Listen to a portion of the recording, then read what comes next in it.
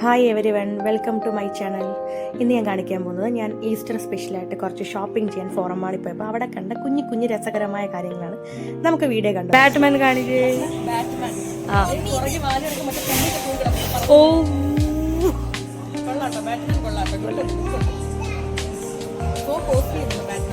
So costly.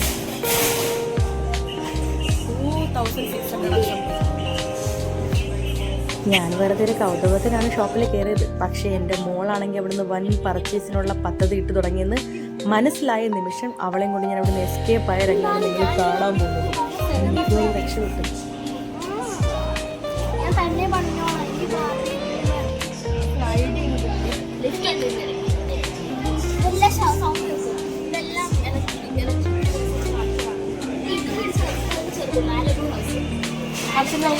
ബാ പോവാ.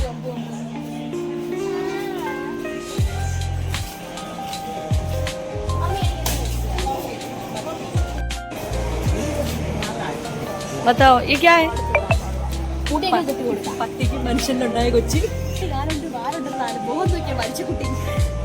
നോക്കെ ഓഹോ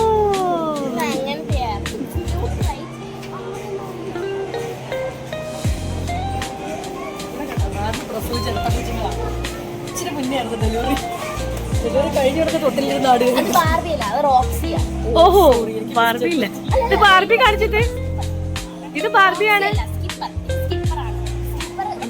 ബാലവാടിക ടീച്ചറാണ്. അംഗനവാടി ടീച്ചറാണ്. ഇത് അംഗനവാടിയാണ്. ഇത് ക്ഷമ, ഇത് അംഗനവാടിയാണ്.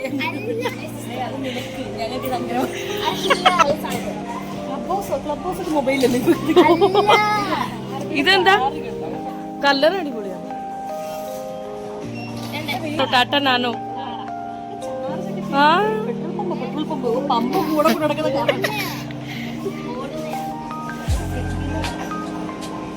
ഇത് നാനോ കാർ.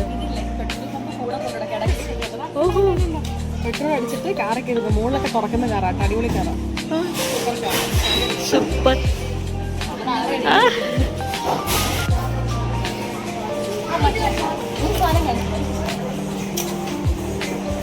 ഇതെന്തോ സുന്ദരി ബിയറാണ്.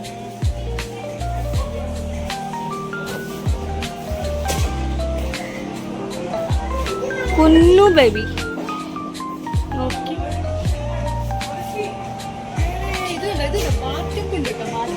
അയ്യേ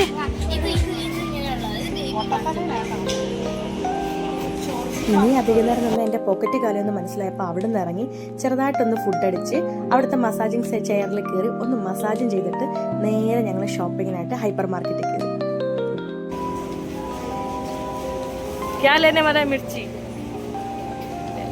ग्रीन मिर्ची कितना अच्छा है देख. പച്ചമുളക്.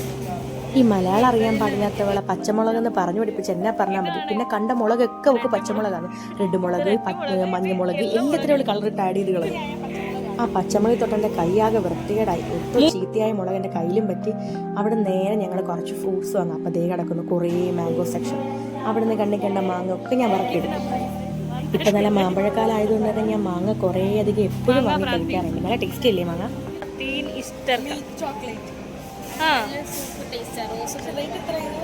റേറ്റ് ഇവിടെ 499 ആണ്. ഇല്ല 249.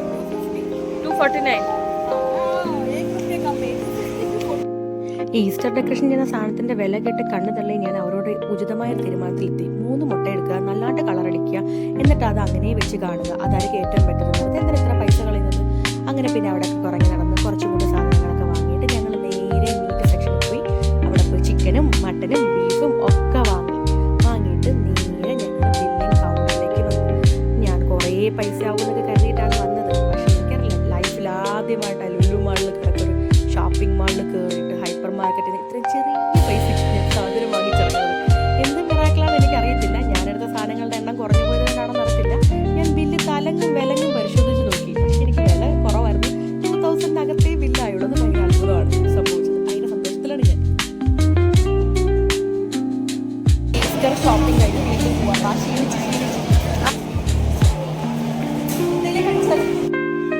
അപ്പുറം എൻ്റെ മോൾ എന്തോ ഒരു സാധനം എടുത്ത്, അപ്പോൾ ടേസ്റ്റ് ഇതെൻ്റെ കിളി പറന്നുപോയി. ഒരു ജാതി വൃത്തികെട്ട ടേസ്റ്റ്.